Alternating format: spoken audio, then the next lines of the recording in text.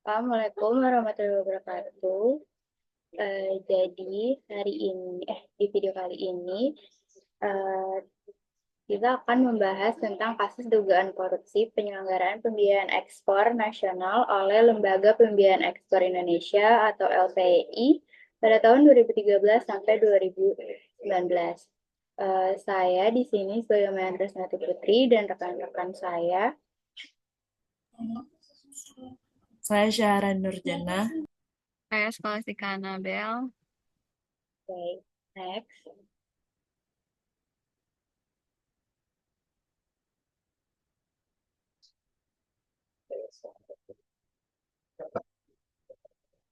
Nah, jadi dilatar belakangi oleh Indonesia yang merupakan negara yang menjunjung tinggi hukum sebagai asas utama yang mengatur seluruh aspek kehidupan sehari-hari. Sebagaimana ditetapkan dalam Undang-Undang Republik Indonesia tahun 1945, kerangka hukum yang mengatur setiap aspek kehidupan bermasyarakat sangat penting untuk menjaga ketertiban dan menjadi pedoman bagi seluruh warga Indonesia.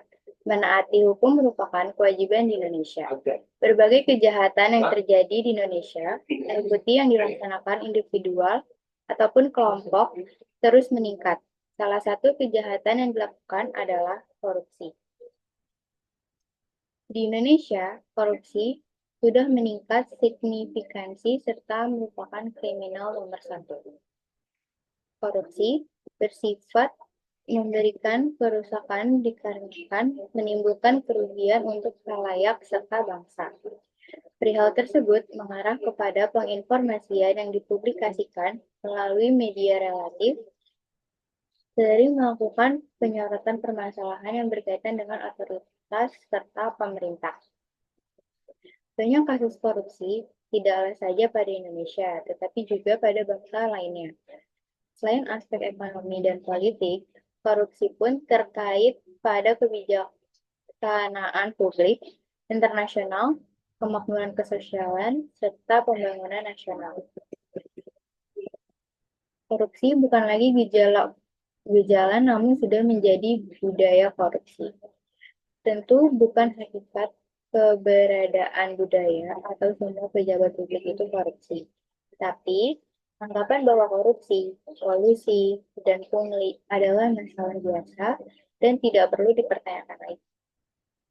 Bahkan, tidak malu lagi tampil sebagai orang kaya mendadak yang didapatkan dari hasil korupsi dan kolusi. Anggota masyarakat juga enggan melakukan pelaporan oknum pembesar, fungsionaris, perusahaan besar, serta pelaksana penegak hukum yang berkorupsi. Akibatnya, investasi yang berkurang dan pertumbuhan yang rendah telah mengakibatkan peningkatan angka kemiskinan dan penurunan kualitas pendidikan. Korupsi membocorkan pendapatan negara dan membuat rakyat menjadi semakin miskin. Korupsi di Indonesia sudah sangat parah dan sudah merambah ke semua lapisan masyarakat. Perekonomian nasional terdampak buruk oleh maraknya korupsi di Indonesia, yang telah berdampak buruk pada semua sendi kehidupan berbangsa dan bernegara. Sebuah penelitian yang dilakukan oleh Transparency International menunjukkan bahwa Indeks Persepsi Korupsi atau IPK Indonesia pada tahun 2022 memiliki skor 34 dari skala 0 sampai dengan 100. Skor Indeks Persepsi Korupsi di Indonesia mengalami penurunan sebesar 4 poin dari tahun sebelumnya, khususnya pada tahun 2020. Indonesia menempati posisi kelima negara terkorup di Asia Tenggara, sebagaimana ditunjukkan oleh angka tersebut. Hal ini tentu saja kurang baik, karena korupsi di Indonesia semakin meningkat seiring dengan menurunnya indeks harga konsumen atau IHK. Korupsi telah muncul sebagai tindak pidana yang menggerogoti legitimasi penyelenggaraan negara dan kenegaraan. Indonesia Corruption Watch atau ICW melaporkan pada 2022 terdapat 579 kasus korupsi di Indonesia. Angka ini meningkat 8,63% dari tahun sebelumnya yang mencapai 533 kasus. Dari jumlah tersebut, sebanyak 1.396 orang ditetapkan sebagai tersangka tindak pidana korupsi dalam negeri. Angka ini meningkat 19,1% dari tahun 2021 yang mencapai 1.173 tersangka. Pada 2022, Kejaksaan Agung menjadi lembaga penegak hukum yang menangani kasus korupsi terbanyak, yakni sebanyak 405 kasus. Kejaksaan Agung menetapkan 909 orang sebagai tersangka kasus korupsi pada 2021. Kepolisian menyidik 138 kasus korupsi yang melibatkan 307 tersangka. Sementara itu, Komisi Pemberantasan Korupsi atau KPK baru menangani 36 kasus yang melibatkan 150 orang. Alhasil, sektor desa menjadi sektor yang paling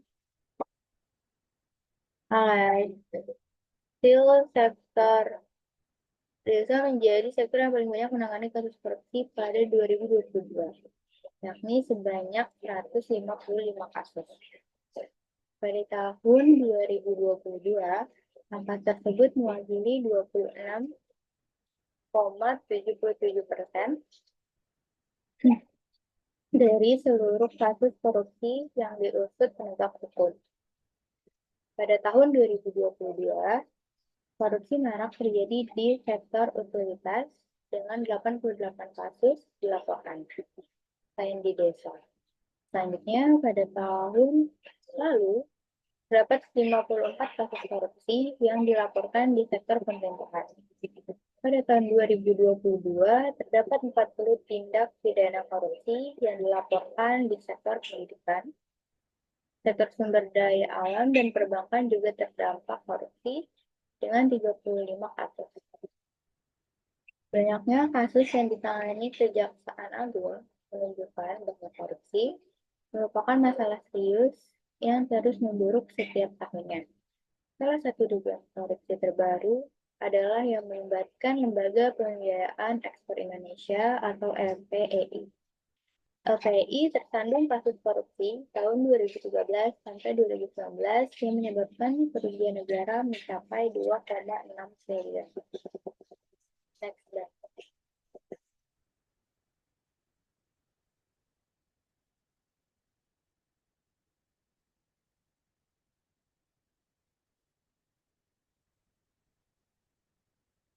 Nah, di sini kita akan membahas kronologi kasus. Jadi, sidang kasus dugaan tindak pidana pencucian uang dalam penyelenggaraan pembiayaan ekspor nasional oleh Lembaga Pembiayaan Ekspor Indonesia atau LPEI tahun 2013 sampai dengan 2019 telah tuntas disidangkan Kejaksaan Agung atau Kejagung. Para pelaku divonis pidana penjara dan denda miliaran.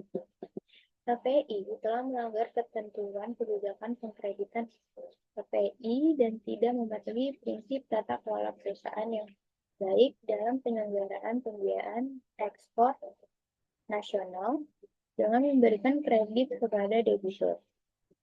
Hal ini menyebabkan rasio kredit bermasalah atau non-performing loan atau NPL meningkat sebesar 23,39% pada tahun 2019. Pada tahun berjalan, LPI mengalami kerugian sebesar 4,7 triliun sebagaimana ditunjukkan oleh laporan keuangan per 31 Desember 2019. LPI melanggar ketentuan pembatasan pembiayaan dalam laporan sistem informasi resiko manajemen keuangan LPI dan memberikan fasilitas pembiayaan kepada 8 grup meliputi 27 firma sehingga mengabaikan prinsip tata kelola perusahaan yang sehat. Status kolektabilitas diklasifikasikan sebagai 5 atau dalam arti menunggak per 31 Desember 2019. Grup Wallet terdiri dari 3 entitas, sedangkan grup Johan Darsono terdiri dari 12 entitas. Ketut Sumedana, Kepala Pusat Penerangan Hukum, mengungkapkan ada 8 orang yang terlibat dalam kasus ini. Johan Darsono dan Suyono adalah pengusaha. Pihak-pihak yang terkait dengan LPI, khususnya Joko S. Jampur, Indra W. Supriyadi, Joseph Agustus Satya, Ferry Saifullah, Purnomo Sidi Nur Muhammad, dan Arif Setiawan. Next.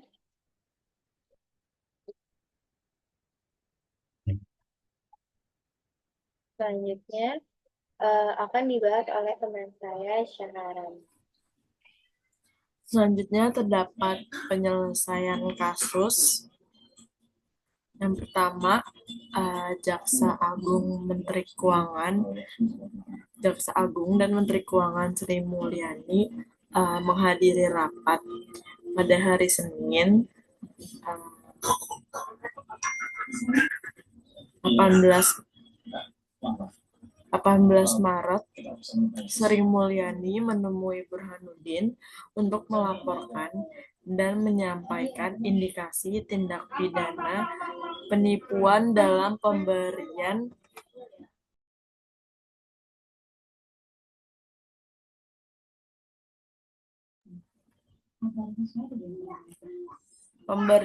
fasilitas kredit LPEI. 4 debitur LPEI diduga melakukan penipuan dengan jumlah pinjaman sebesar 2,5 triliun. Ia mengungkapkan laporan permasalahan kredit keempat perusahaan tersebut merupakan hasil investigasi yang dilakukan oleh tim terpadu yang melibatkan LPEI, Jamdatun, BPKP, dan Inspektorat Jenderal Kementerian Keuangan. Itu disampaikan oleh Jaksa Agung yang sedang diupayakan untuk dibersihkan. Tegas Sri Mulyani mengatakan. Ia juga menghimbau agar jajaran direksi dan manajemen LPEI terus meningkatkan peran dan tanggung jawabnya dalam membangun tata kelola perusahaan yang efektif dalam kasus ini. Tidak ada toleransi terhadap tindak pidana korupsi, pelanggaran hukum, atau benturan kepentingan, dan organisasi harus menaati ketentuan Undang-Undang Nomor 2 Tahun 2009. Selain itu, kami juga menghimbau LPEI untuk terus berinovasi dan melakukan pembenahan, ujarnya. Selain itu, kami juga menghimbau LPEI untuk terus berinovasi dan melakukan pembenahan. Kementerian Keuangan bekerja sama dengan tim terpadu yang meliputi BPKP, Jamdatun, dan Inspektorat akan terus melakukan pembenahan terhadap neraca keuangan LPEI dan LPEI guna mengantisipasi kejadian serupa. Yang kedua, LPEI dukung langkah Dirut Kejaksaan Agung dan Kementerian Keuangan. Menurut Riani Tirtoso, LPEI siap bekerja sama dengan Kejaksaan Agung, BPKP, dan lembaga penegak hukum lainnya dalam menyelesaikan masalah ini, menghormati proses hukum yang berlaku dan mematuhi semua ketentuan dan peraturan perundang-undangan yang berlaku. LPEI mendukung penuh langkah Menteri Keuangan dan Jaksa Agung untuk melakukan penyidikan dan mengambil tindakan hukum yang diperlukan terhadap debitur LPEI yang bermasalah secara hukum. pada Selasa 19 Maret. Lebih lanjut, penekanan akan tetap pada tata kelola perusahaan yang baik, terintegrasi dalam seluruh kegiatan operasional, lembaga, dan bertindak profesional dalam memenuhi tujuannya untuk mendorong ekspor dalam negeri yang berkelanjutan. Next, Bel.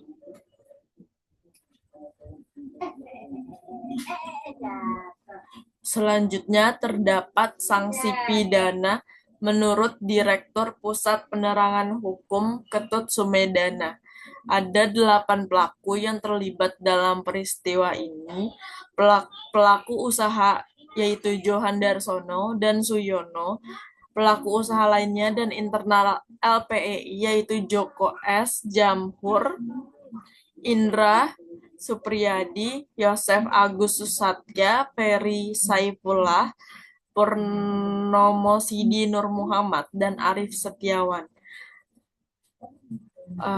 Untuk Pak Johan Darsono itu dikenakan sanksi pidana dengan membayar denda sebesar 500 juta dan dipidana penjara selama 5 tahun tanpa masa pembebasan. Denda tersebut dapat diganti dengan kurungan selama 8 bulan apabila tidak membayar. Selain itu, ia juga diwajibkan membayar uang pengganti sebesar 1,99 triliun dan uang pengganti sebesar 54,06 juta US dollar. Jika tidak membayar uang pengganti, ia akan dipidana penjara selama 2 tahun. Selanjutnya, untuk sanksi denda Suyono membayar denda sebesar 750 juta dan dipidana penjara selama 6 tahun tanpa masa pengecualian. Denda tersebut dapat diganti dengan pidana penjara selama 6 bulan apabila tidak membayar. Selanjutnya,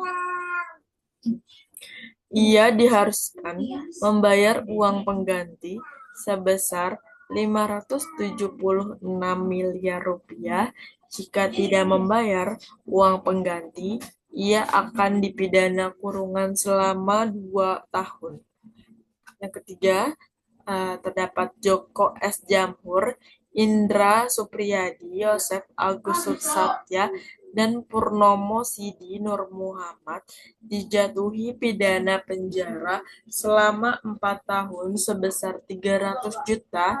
Denda tersebut diganti dengan pidana penjara selama 3 bulan apabila tidak membayar. Yang keempat, Ferry Saifullah dan Arif Setiawan dipidana penjara selama 4 tahun tanpa masa pengecualian dan dipidana denda sebesar 200 juta. Denda tersebut diganti dengan pidana penjara selama 2 bulan apabila tidak membayar denda. Para terdakwa divonis terbukti bersalah melanggar pasal 2 ayat 1 pasal 18 Undang-Undang Nomor 31 Tahun 1999 tentang pemberantasan tindak pidana korupsi sebagaimana diubah dengan Undang-Undang Nomor 20 Tahun 2001 tentang perubahan atas Undang-Undang Nomor 31 Tahun 1999 tentang pemberantasan tindak pidana korupsi pasal 55 ayat 1 ke 1 KUHP, pasal 64 ayat 1 KUHP. Sementara itu, terdakwa Johan Darsono dan Suyono juga divonis melanggar pasal 3 Undang-Undang Nomor 8 Tahun 2010 tentang pemberantasan tindak pidana pencucian uang. Selanjutnya akan dijelaskan oleh Skolastika Nabil.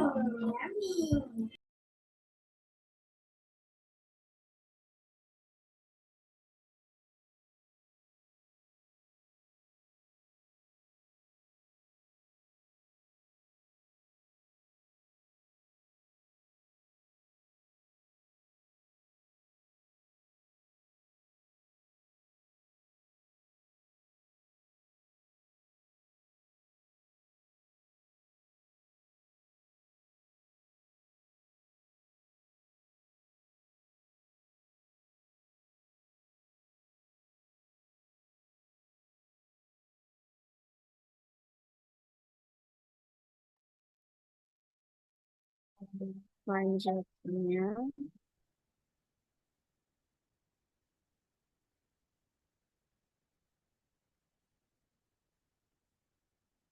selanjutnya untuk penyelesaian kasus yang keempat, OJK dukung penyelesaian kasus korupsi 2,6 triliun LPI.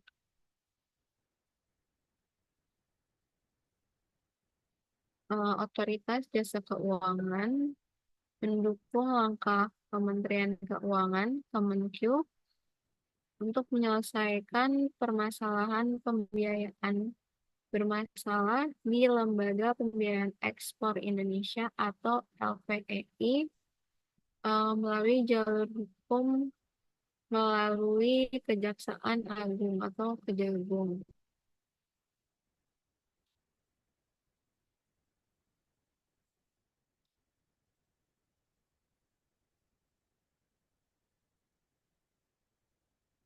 Kepala Eksekutif Pengawasan Lembaga Pembiayaan, Perusahaan Modal Ventura, Lembaga Keuangan Mikro, dan Lembaga Jasa Keuangan lainnya, OJK, Agusman menyatakan langkah Kementerian Keuangan tersebut merupakan langkah yang strategis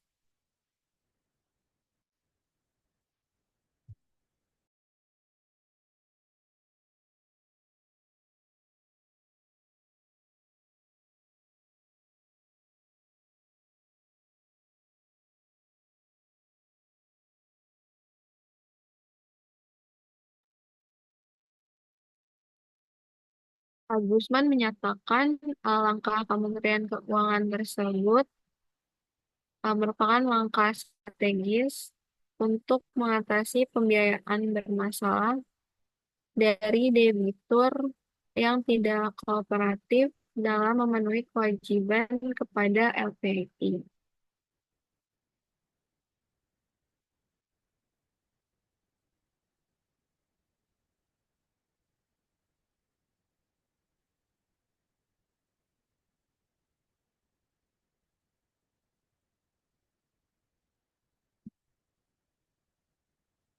Agusman menyatakan sesuai dengan ketentuan Undang-Undang Nomor 4 tahun 2023 tentang pengembangan dan penguatan sektor keuangan atau UU PPSK,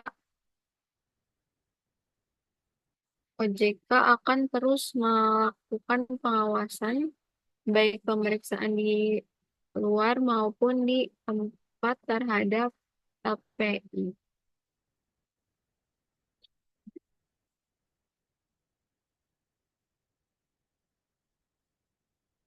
Agusman dalam keterangan tertulisnya pada hari Selasa 19 Maret menyatakan OJK bekerja sama dengan Kementerian Keuangan dalam pengawasan terhadap LPI.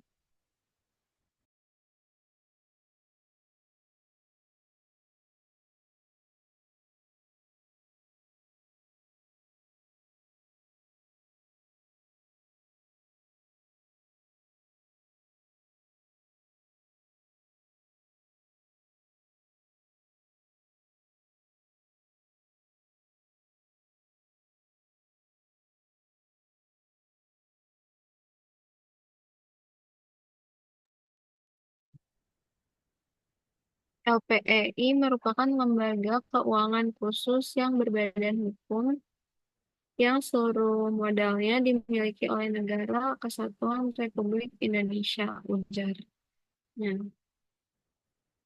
LPI sebagai lembaga keuangan khusus diawasi oleh OJK sesuai dengan POJK nomor 9 POJK 05/2022 tentang pengawasan lembaga pembiayaan ekspor Indonesia.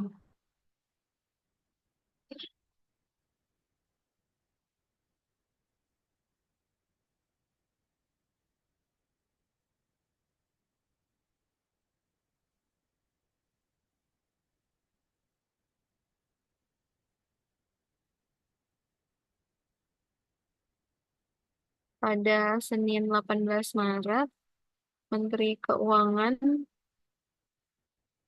Sri Mulyani mendatangi Kejaksaan Agung untuk melaporkan dugaan pelanggaran di LPI. Dalam rapat tersebut, Menteri Keuangan Sri Mulyani membeberkan 4 debitur korporasi yang menjadi tersangka utama penipuan dengan total utang yang belum lunas tahap awal mencapai 2,6 triliun.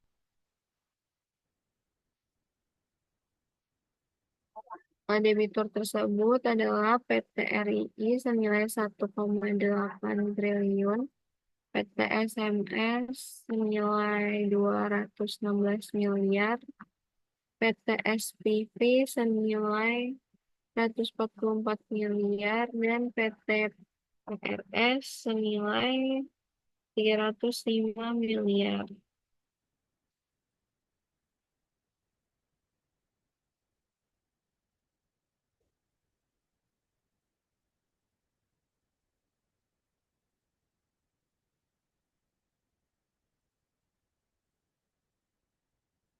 Jasa Agung ST Burhanuddin mengatakan keempat firma tersebut akan diserahkan kepada Jaksa Agung Muda Tindak Pidana Khusus atau Jampitsus untuk dilakukan pemeriksaan lebih lanjut.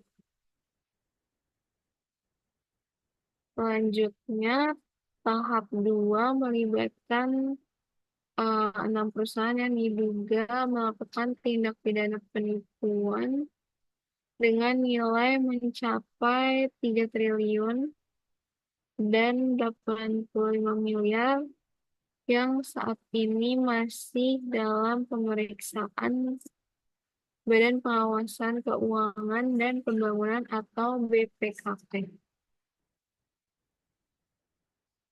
Dan akan diserahkan pada Jaksa Agung Muda, Jaksa Agung Muda Perdata, dan Tata Usaha Negara Jamdatun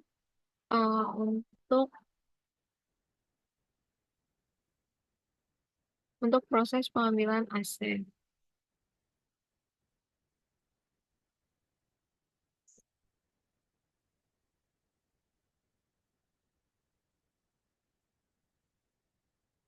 Jaksa Agung menghimbau kepada firma debitur gelombang 2 untuk segera menaati kesepakatan dengan Jamdatun, BPKP, dan Inspektorat Kementerian Keuangan agar tidak berlanjut ke proses pidana.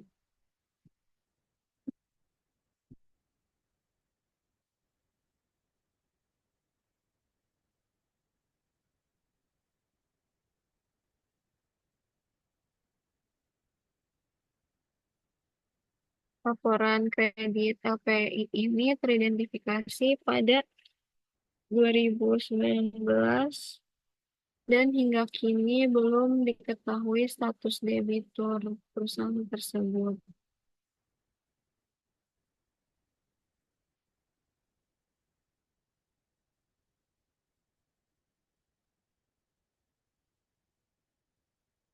Firma debitur tersebut bergerak di sektor kelapa sawit, batu bara, perkapalan, dan nikel.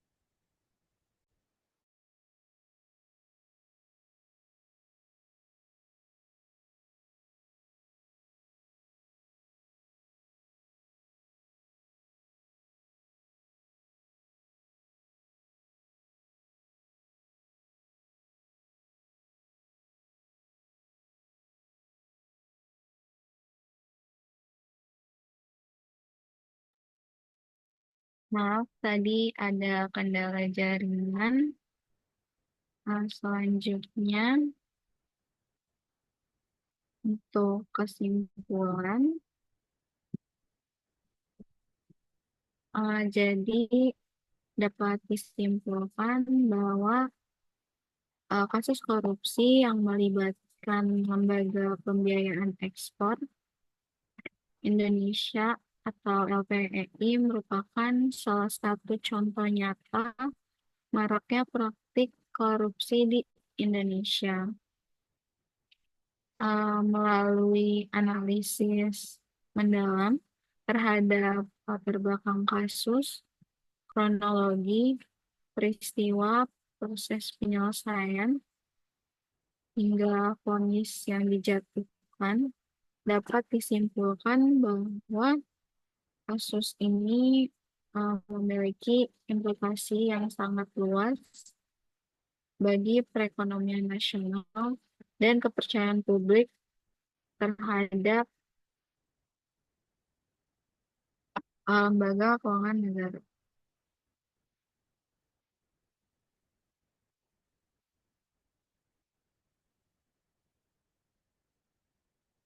Latar belakang kasus ini tidak terlepas dari maraknya praktik korupsi di Indonesia yang telah mengakar dalam berbagai sektor.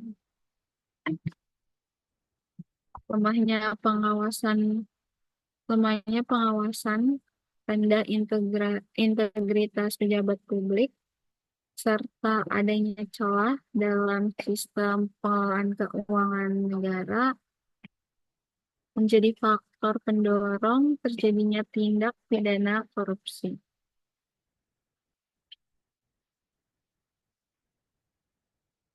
Dalam kasus LPEI ditemukan adanya penyimpangan dalam pemberian fasilitas pembiayaan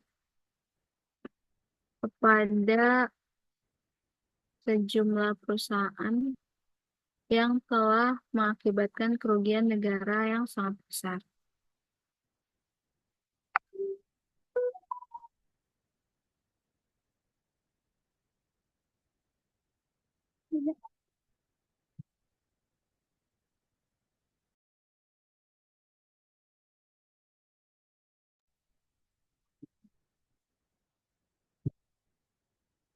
Proses penyelesaian kasus ini menunjukkan upaya serius dari pemerintah untuk memberantas korupsi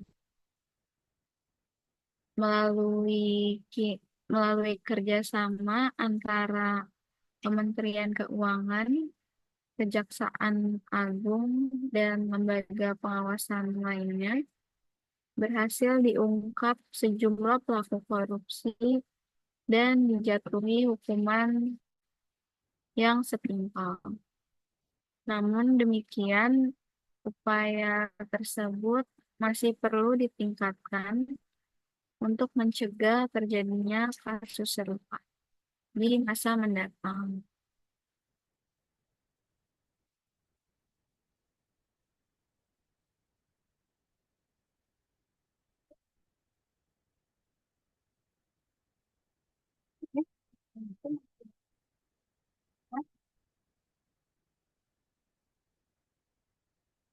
Implikasi dari kasus ini sangat kompleks dan multidimensi.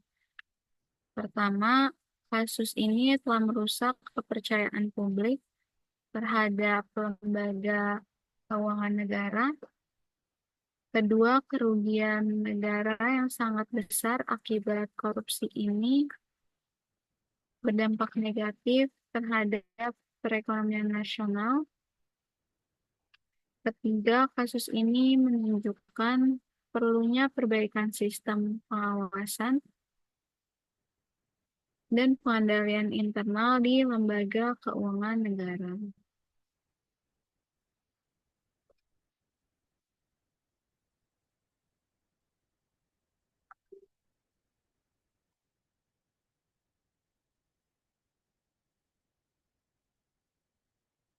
Untuk mencegah terulangnya kasus serupa, diperlukan beberapa langkah strategis. Yang pertama, perlu dilakukan reformasi birokrasi secara menyeluruh untuk meningkatkan akuntabilitas dan transparansi dalam pengelolaan keuangan negara.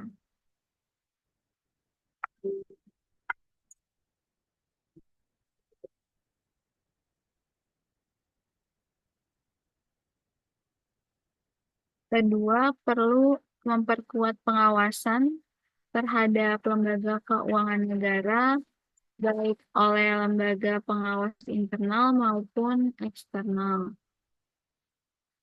Ketiga, perlu meningkatkan kesadaran masyarakat tentang bahaya korupsi dan mendorong partisipasi masyarakat dalam upaya pemberantasan korupsi.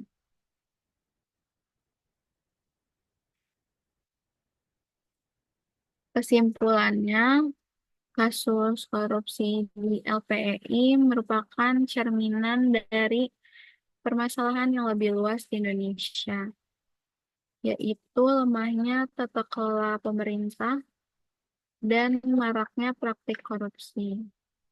Untuk mengatasi masalah ini, diperlukan upaya yang sistematis dan berkelanjutan dari seluruh komponen bangsa.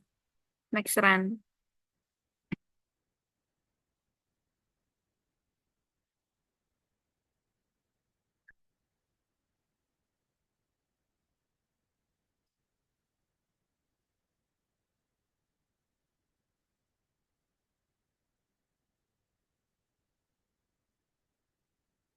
Selanjutnya untuk saran di sini,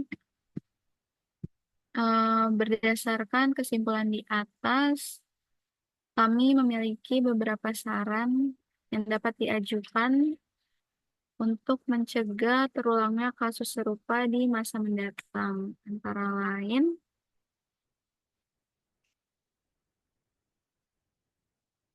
yang pertama, adanya penguatan tata kelola perusahaan. Jadi LPEI itu perlu terus meningkatkan tata kelola perusahaan yang baik untuk mencegah terjadinya penyimpangan dalam pengelolaan keuangan.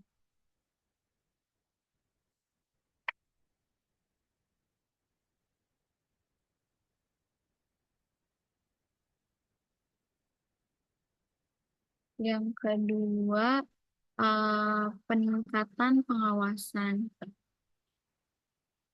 Jadi, untuk pengawasan terhadap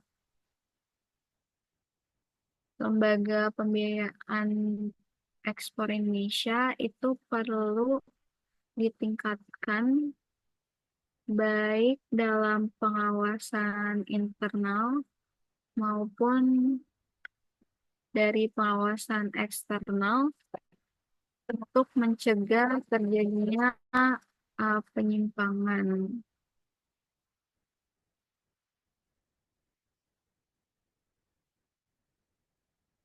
Selanjutnya dalam hal penegakan hukum, jadi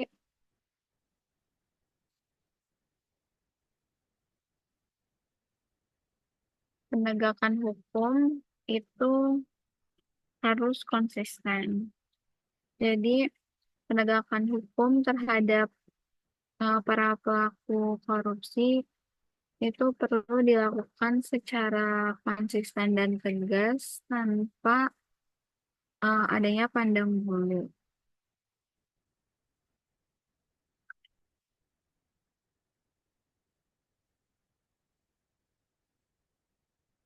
Kemudian ada peningkatan transparansi.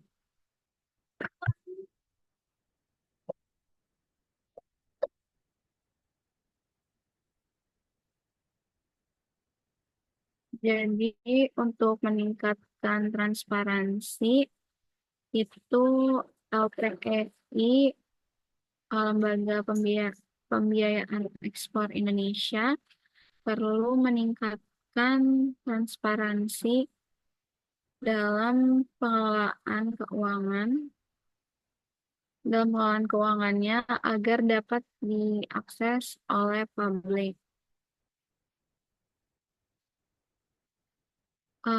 Kemudian yang terakhir itu ada peningkatan partisipasi masyarakat.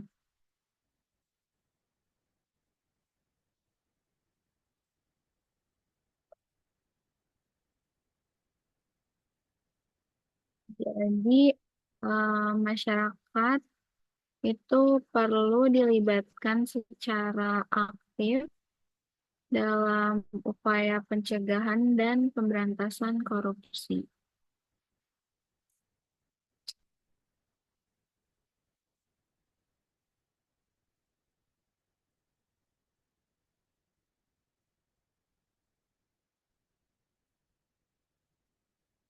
Dengan menerapkan beberapa saran di atas, diharapkan kasus korupsi seperti yang terjadi di API itu tidak terulang kembali dan kepercayaan publik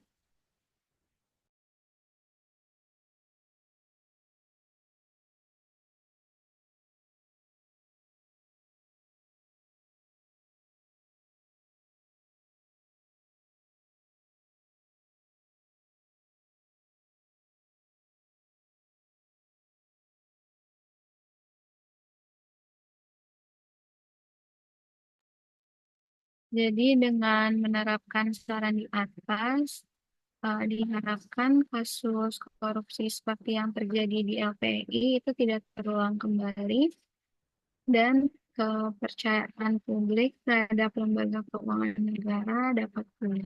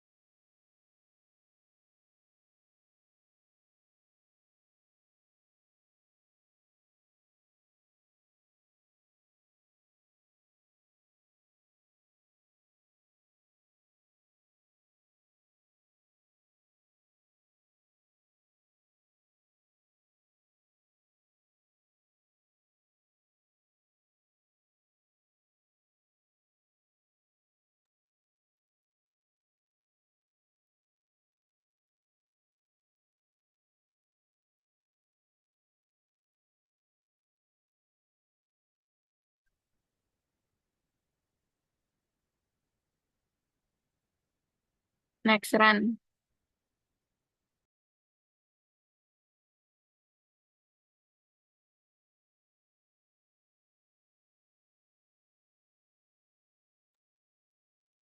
Sekian presentasi dari kelompok kami.